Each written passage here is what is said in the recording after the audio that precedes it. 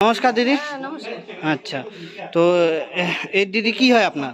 আমার ননদ হয়, হ্যাঁ, বৌদি হই। আচ্ছা বৌদি হন। হ্যাঁ। তো এনার কি সমস্যা?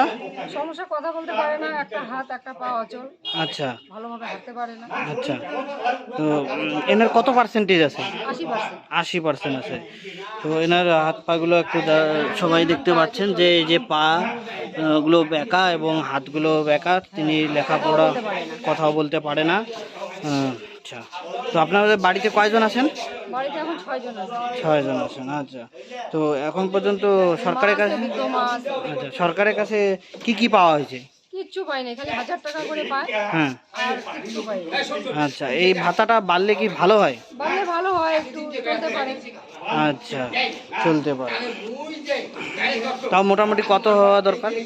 3-4 হাজার টাকা হলে না 3-4 ভালো হয়। হাজার টাকা হলে ভালো হয়। ঘরের আবেদন করা হয়েছে, ঘরে নাই, আচ্ছা ঘরেরও পাই না, কিছুই নেই। আচ্ছা, জিআরেরও কোনো খবর নাই? চাল ডালটা যেটা পায় ওইটাও পায় না। মা বিধবা আছে। হুম। তো এই দিদির